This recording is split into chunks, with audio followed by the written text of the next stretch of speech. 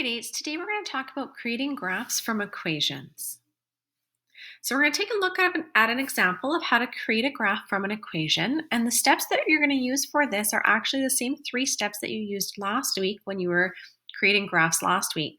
So step 1, we're going to create a table of values. Step 2, we'll find the ordered pairs, and then step 3, we'll plot those ordered pairs onto our graph. So for step 1, we need to create our table of values. So the equation we're going to be graphing today is y equals 4x minus 2. And so when we do our table of values, remember that x values go on the left and y values go on the right.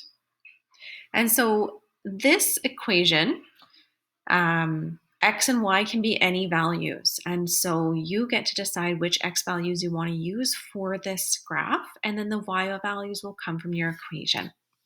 So I could use 0, 1, 2, 3, and 4 for my x values, or I could use 0, 2, 4, 6, 8. You get to make up these values. I could use negative numbers, negative 4, negative 2, 0, 2, and 4. It's up to you. I'm going to use these values. I'm going to use 1, 2, 3, 4, 5 just to stay in the positive for our example. Now I need to use our equation to find our y values. And so my equation is y equals 4 times the x value minus 2. So for the first line, I'm thinking y would equal 4 times 1 because x is 1. And so 4 times 1 is 4, subtract 2 is 2. So my y value for the first one would be a 2. I'm going to continue this all the way through my table of values. So for the second one, I am thinking 4x minus 2, so 4 times 2 minus 2. 4 times 2 is 8, minus 2 is 6. For the third one, 4 times 3 is 12, minus 2 is 10. For the fourth one, 4 times 4 is 16, minus 2 is 14. And for the fifth one, 4 times 5 is 20, minus 2 is 18. And those give me all of my y values for my graph.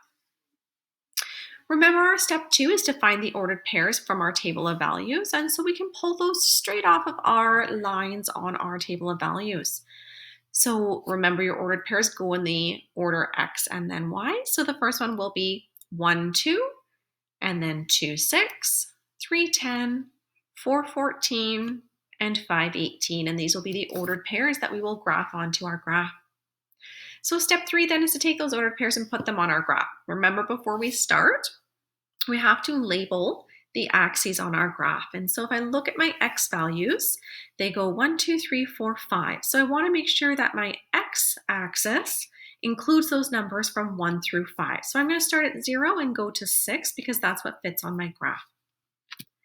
If I look at my y values, they start at 2 and go all the way to 18, right? 2, 6, 10, 14, 18. So I need to make sure that those will fit on my y-axis. So because of this, I'm going to count up by 2s on that, and I'm going to go 2, 4, 6, 8, 10, all the way up to 24 because that's what fits on my graph.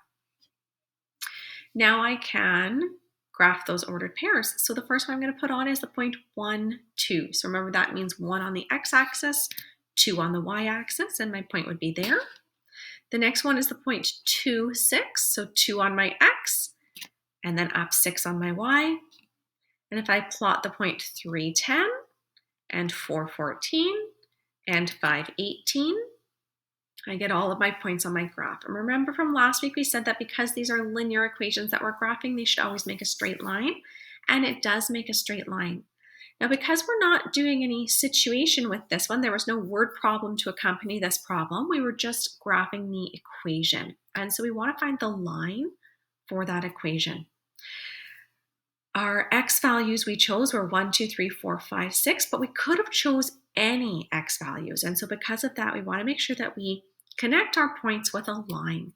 So we're going to draw a straight line through those points and put an arrow on both sides to show that this graph does include numbers other than those 5 ordered pairs that we chose. We just used those 5 to be able to plot our graph. And there you have it. There is your graph that graphs the line of the equation y equals 4x minus 2.